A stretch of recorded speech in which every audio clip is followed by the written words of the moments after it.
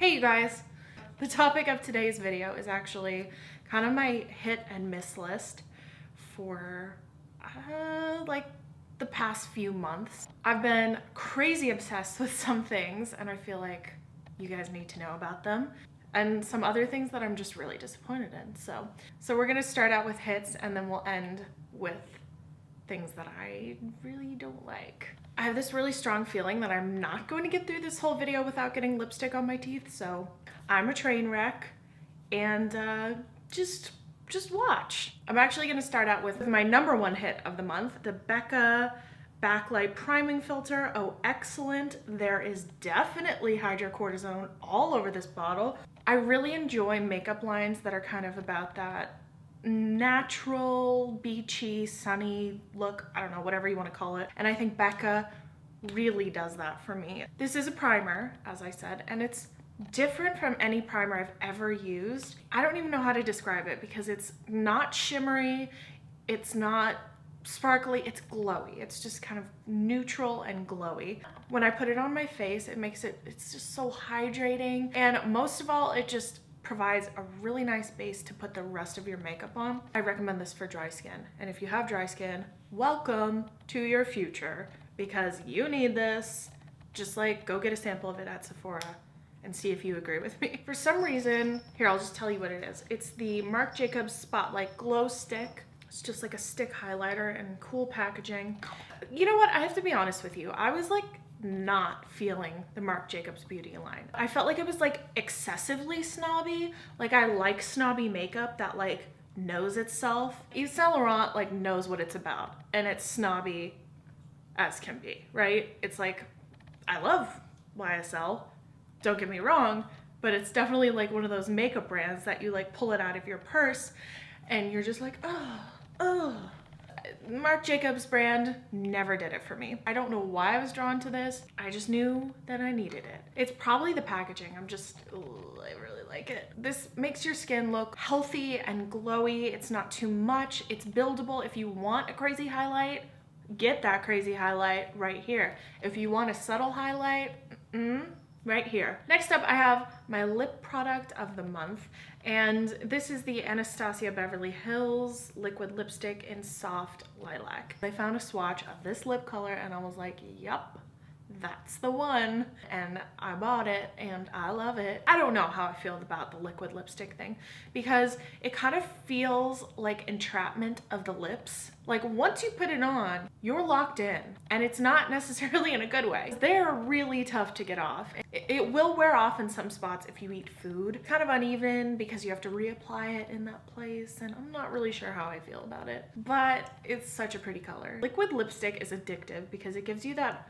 perfect like Instagram, like just straight line, you know what I mean? Just like lip, yes.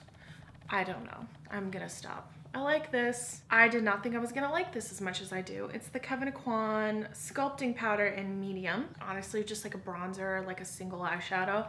This is like the perfect color for natural contouring. It's easy to take with you. I've been really working on getting my travel makeup bag down to something manageable, which I'm going to do a video on that next. I know that the Kat Von D palette is like all anyone talks about, but actually that's gonna come up in this video too. And it's not necessarily it's not my favorite thing ever. Now we're gonna talk about the misses, the things that have disappointed me. You're gonna come step all over my makeup? That isn't cool. You can sit there. Do you wanna sit there? So there's my dog jumping. What are you doing? Are you gonna come lick my hair? I guess I just got this because everyone talked about it like it was life-changing. Which is kind of silly, isn't it? It's like a palette of like some powders. It's not gonna change your life. So I think you've all seen this. It's a, you know, palette of various shades of brown, and there's a yellow there and peach there and really pale color there. You can see, you have eyes. This just isn't my thing. I can't even use this. I can barely use this. I don't use any of the light colors, so it's just been like me and this guy like making a life together, and I'm just not that impressed. The other thing that I've noticed is that it has a huge amount of dusty fallout when you dip your brush in there, which That makes me mad because you paid for every small little piece of this product, and that is wasting a ton of it when you've got all the dust and you have to blow it off. I don't like this, you guys. Maybe you do. Yeah, it's cool though, because like I live and die for Kat Von D studded lipsticks. They're amazing. So I'll just stick to that. Next up, I have the RMS Living Luminizer. I've wanted this for approximately 6 years. That might be an exaggeration, but I've wanted this ever since it came out. It seems like it's magical and like it does all these wonderful things and there's so much hype and everyone loves it. I don't like it. I don't get it. I don't get it. Because every time I put it on as like a highlight over my makeup, it kind of just like takes off the rest of my makeup. It's weird. It's like a separated oil. I guess it's the coconut oil kind of separates, but it's like liquid and then white shimmer. I don't like this. We're almost done here, but the Tarte Rainforest of the Sea line came out, I don't know, was it like a month or two? I went and got the foundation and the concealer. I wound up returning the foundation because it didn't work for me at all.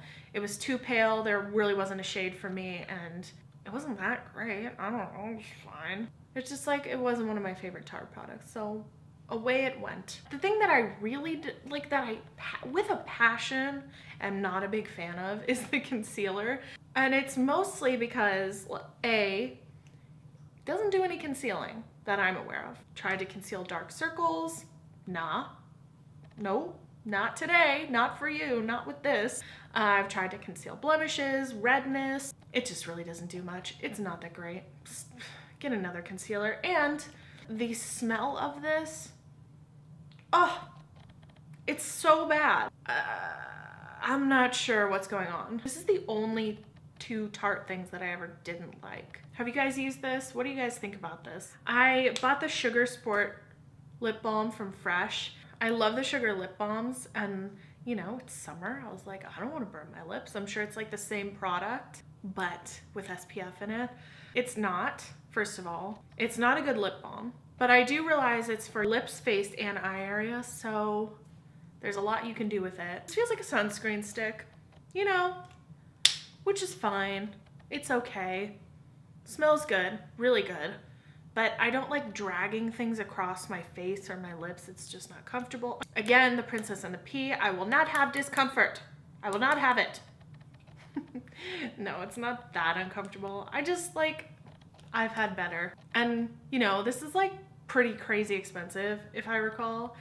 Like, just go get a sunscreen stick at like Target and get a lip balm from them instead. Okay guys, I feel like that video was all over the place, but the deed is done. That's a summary of everything I love and everything I don't love for the past few months. I always hope that helps a little whenever you're going out to buy makeup, but maybe disagree with me. Let me know if you like any of these products that I talked about or don't like any of the ones that I like. I'm interested because maybe I can use some of these in a different way. Maybe you have some tips. I'm all ears with that, so just let me know. If you'd like to subscribe, I'd love to have you. I generally make videos every week on here. I'd love to have you, so do that, and I'll see you next week. Okay, bye guys.